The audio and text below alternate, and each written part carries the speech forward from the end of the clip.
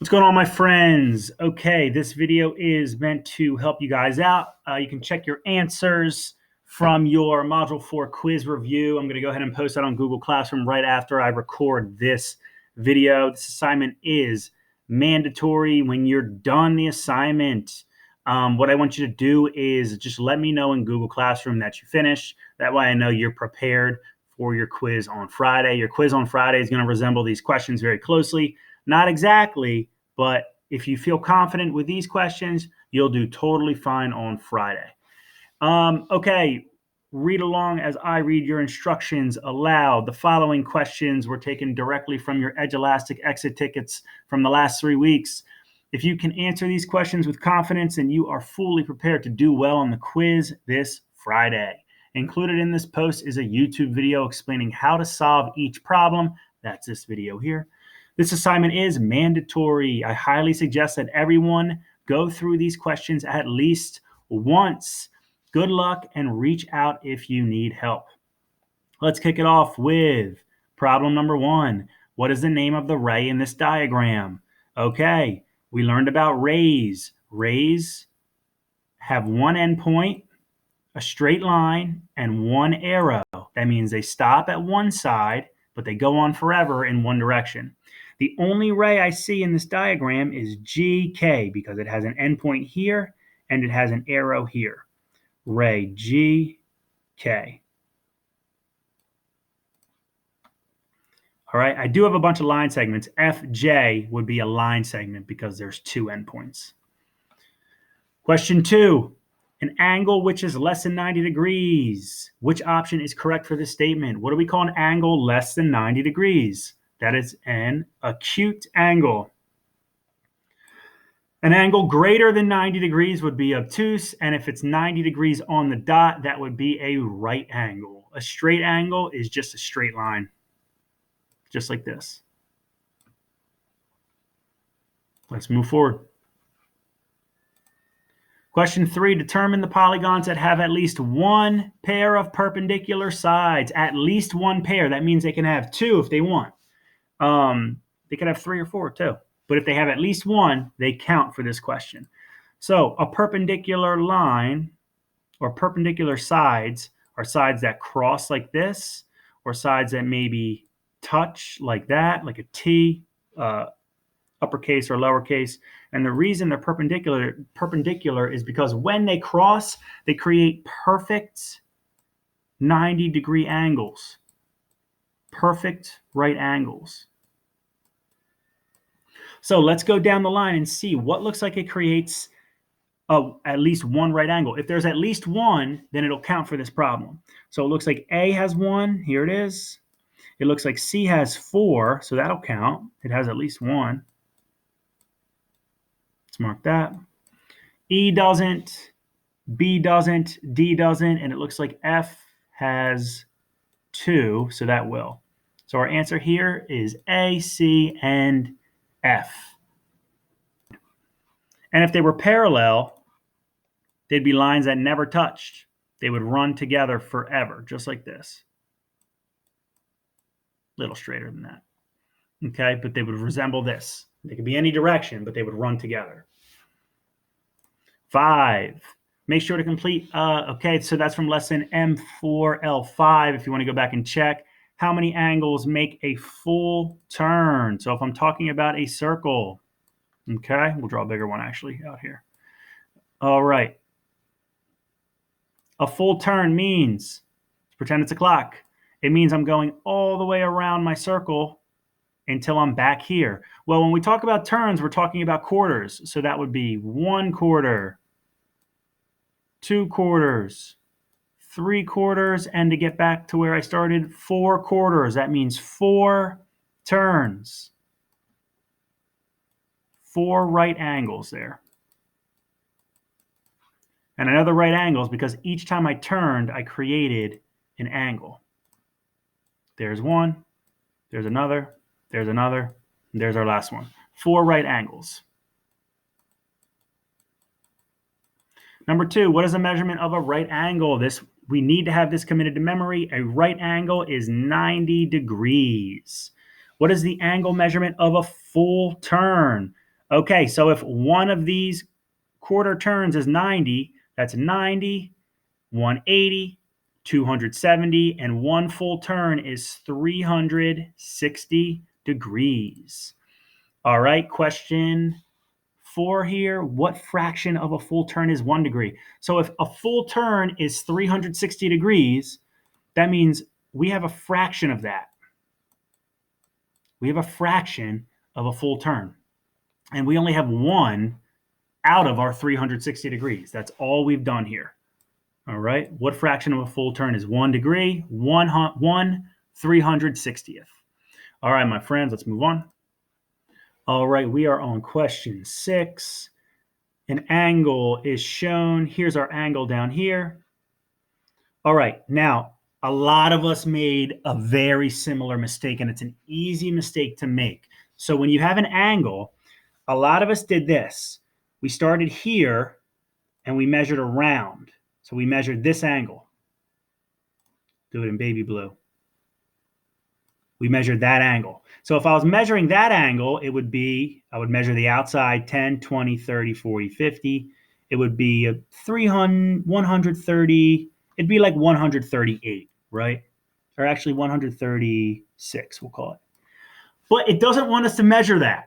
It doesn't want us to measure that angle. And I'll tell you how I know. I know because the angle they want us to measure is very clearly drawn in red. Y'all see this? A lot of people made this mistake. They measured from the wrong side. They want us to measure this angle right here. So we have to start from the opposite side, from our left. So this is 0. And notice, these numbers also count up, right? But they're on the inside. So I have to go 10, 20, 30, 40. And then this would be like 40, we'll say 44 degrees. 1, 2, 3, actually 45 degrees. Okay. If you're a degree off, that's okay, as long as you're measuring close to where you need to be. So just make sure you're measuring the right angle. Okay. A lot of us measured perfectly. We just measured from the wrong side. All right. Be very careful. Make sure you're following the correct numbers here. If you're measuring from the left, they're probably on the inside. If you're measuring from the right, probably on the outside. All right. Let's move on. Part 7, the clock shown below strikes exactly 3 o'clock. What fraction of a turn is the angle made by the hands of the clock highlighted in red? So we want to know the fraction of this turn. Well, we know, if I think about it like a pie, that piece is 1/4 of our pie. So we just made 1/4 turn. 1/4 turn. And the angle highlighted in red measures how many degrees? Well, 1/4. See if I can slide back up here. 1/4, if I notice these lines here, my minute hand and my hour hand right now, they create a perfect 90-degree angle. That's a right angle. So that's how many degrees that measures. 90 degrees. 1 turn, 1/4 turn equals 90 degrees. As she drove down the icy road, Mrs. Campbell slammed on her brakes. Her car did a 360. Explain what happened to Mrs. Campbell's car. So we want to explain what happened to her car. If her car did a 360, that means it was facing one direction. A 360 is a full circle. That means it did a spin. Very dangerous, but luckily she was okay. And it ended up doing a full circle. So something you could say is it did a full circle. Another thing you could say is it made a full turn.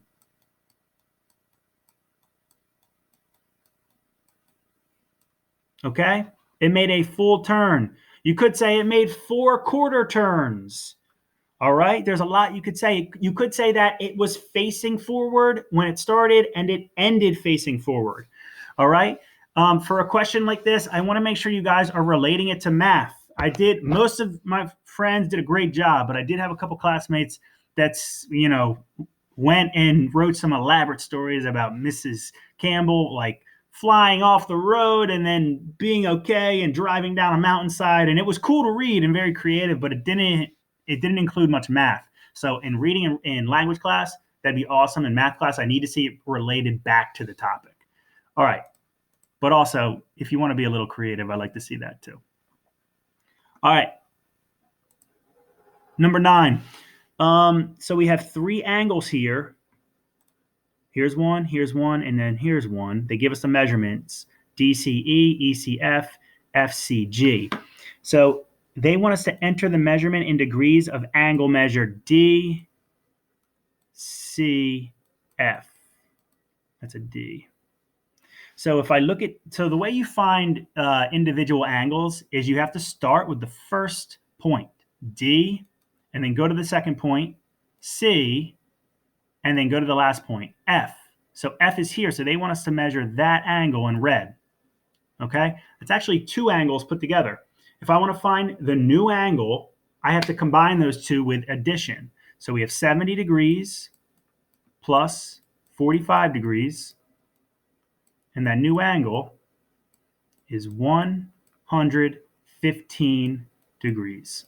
115 degrees.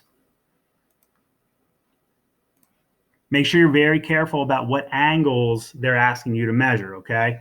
Make sure you're reading them correctly. First point, start with your first point, go to your second point, and then end with your third point, D to C to F. All right, let's move on.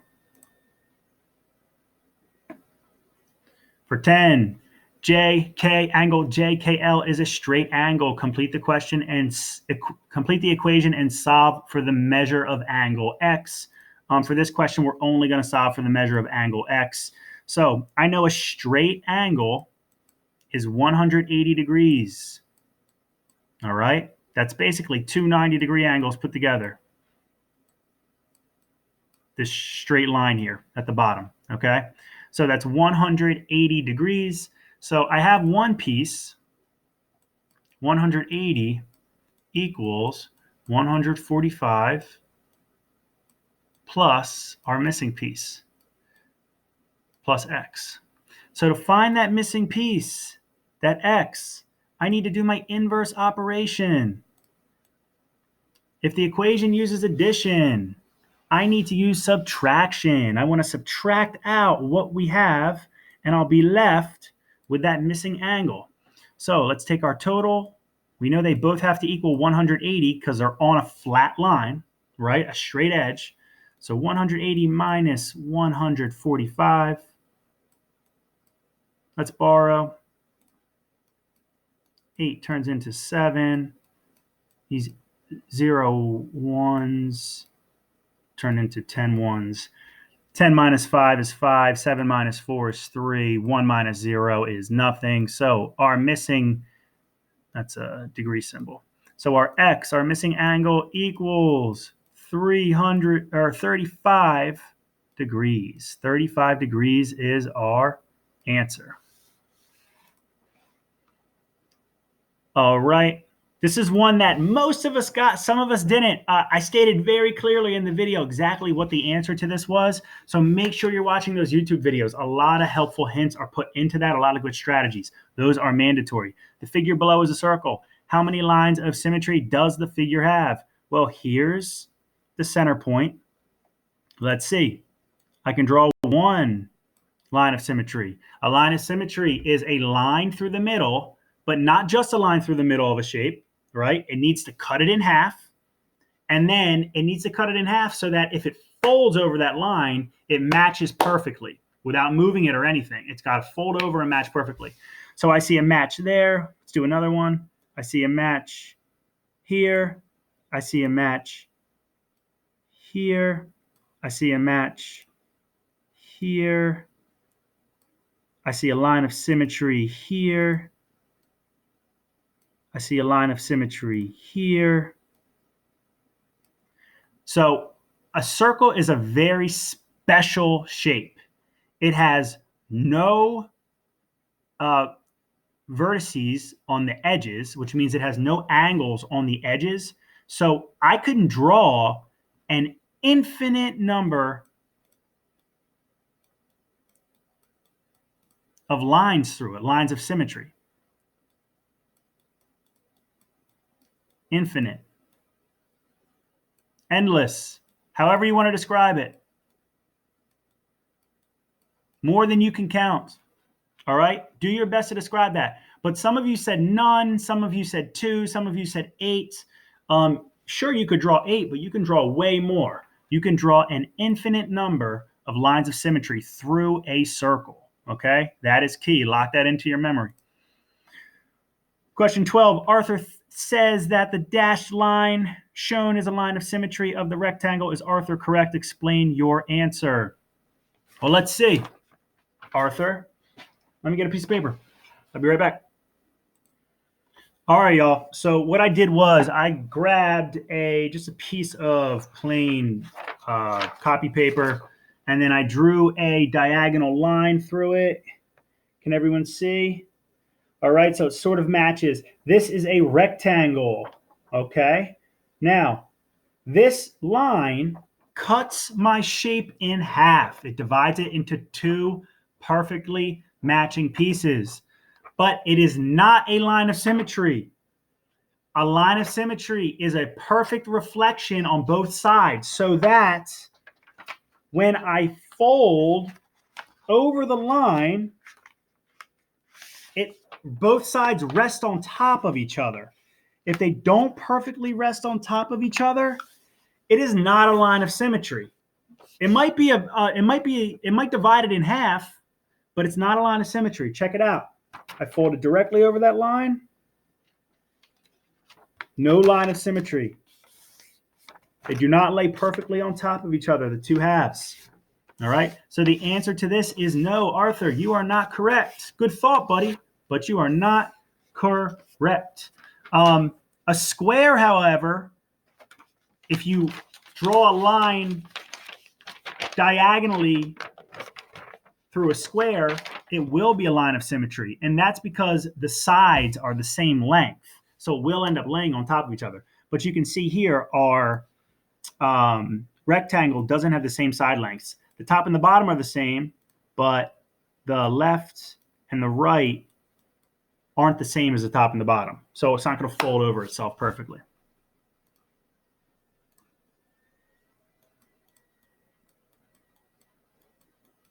Incorrect. No. All right. Let's move forward.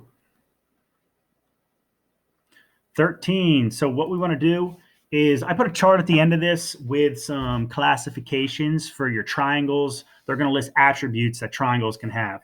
So triangles can either be, we can do it by side length, or we can do it by angle measurement. We want to make sure that we give triangles a term for its side lengths and a term for its angle measurements.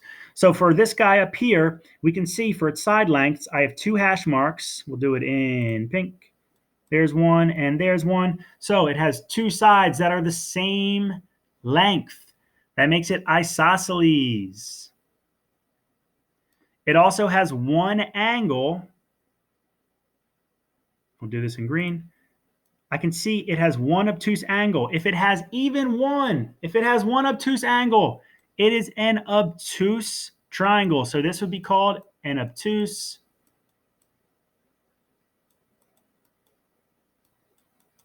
isosceles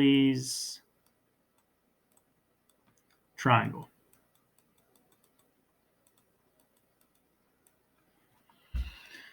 All right, my friends. This could easily have been a right triangle too. So we could have had a right isosceles triangle. But for this one, it's going to be an obtuse. So make sure you're looking at the classifications at the end. I'll show you that before the video is over too. All right, let's keep it moving. 14. Triangle ABC has 1 line of symmetry as shown. Is the measure of angle A greater than, less than, or equal to angle C? So we have to think about our lines of symmetry and our triangle classifications. If a triangle has one line of symmetry, just like this, all right, that means that it is an isosceles triangle. Isosceles triangles have one line of symmetry.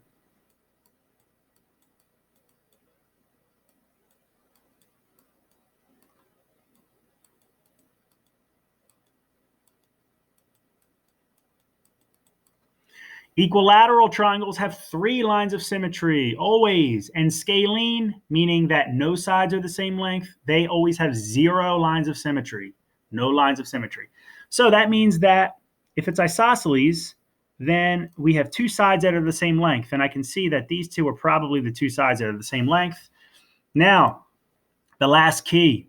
If I fold over that center line, that line of symmetry, angle C and angle A will lay perfectly on top of each other. So angle A is equal to angle C. They are the exact same. Angle A is equal to angle C. And to make it clear, I might just take the angles away. A is equal to C. Just for isosceles, okay? So keep that in mind. 15. If the perimeter of an equilateral triangle is 15 centimeters, what is the length of each side? Equilateral means all the sides are the same and all the angles are the same. I'll do my best to draw it here. Equilateral triangles are always acute triangles because each angle measurement needs to be 60 degrees. So they're all the same. So the side lengths. So if the perimeter is 15 centimeters, we'll have to know what this word means, perimeter here. Perimeter is the outside of an object. It's essentially the border around an object. It's that pink line. It's the measurement, though. So you want to measure the entire distance. So if this is a fence, the perimeter would be each side added together, the whole length of that. So for our triangle, we have to do the same. So we have 1, 2, 3 sides, and each side is 15, or the total amount is 15 centimeters. So we have 3 sides. 3 times whatever each side length is. Okay? We'll call each side length A. All right? So 3 times whatever A is, we have to find A. Well, to find A, we have to use our inverse operation. We need to divide this 15 centimeters into 3 separate parts. Let's use a tape diagram. So we know our perimeter is 15 centimeters. And I want to know what each side is. So let's split this up into 3 sides. 1, 2, 3. Each one is, if we divide by 3, 15 divided by 3 is 5 centimeters each. 5 and 5. See ya, A. 5, 5, 5. And I can check by adding those together and seeing if it equaled our perimeter of 15. I think it does. 5 plus 5 plus 5 is 15, or 5 times 3 is 15. Our answer is 5 centimeters for each side. Nice job. Okay. For this shape, okay, so what we want to do is we want to describe as many names as we can that relate to this shape. So I see it has 4 sides, so I know it's a quadrilateral. I see it has 1, 2, so it's got 1 set of parallel sides, but then it has another set here. These 2 are parallel. So 2 sets of parallel sides, that means it's a parallelogram. It can't be a triangle because it has more than 3 sides. It's not a square, it's not a rectangle because it doesn't have 90-degree angles, 490-degree angles, and that's the reason why it's not a square either. So this right here, my friends, is a parallelogram and a quadrilateral. There's another name for it too. We could call it a rhombus. Actually, you know what? I wouldn't call it a rhombus here because we're not sure if the sides are the same length. It looks like these on the side might be a little bit longer than the top. All right. Last but not least, I want you guys to look over your classifications for your two-dimensional figures, for your polygons. We have triangle classifications, rectangle, square, rhombus, which you won't be tested on, but it might be good to know. You'll have to look at that next year too. Your parallelogram, that's really important. Make sure you look at that trapezoid. There's two types. There's one like this that has, remember, trapezoids have one set of parallel sides. And then you might have a right trapezoid too. That'll have just a right angle in the corner. Okay, and then your kite, that's where you have four sides, and then the sides that are touching at the top or the bottom, they will be the same length.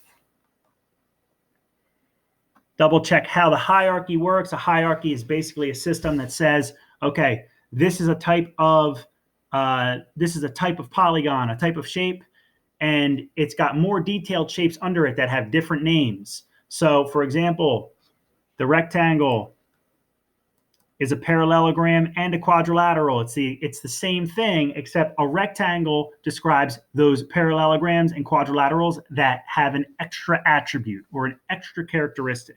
And in this case, that would be that they have all right angles. A square is the same thing. A square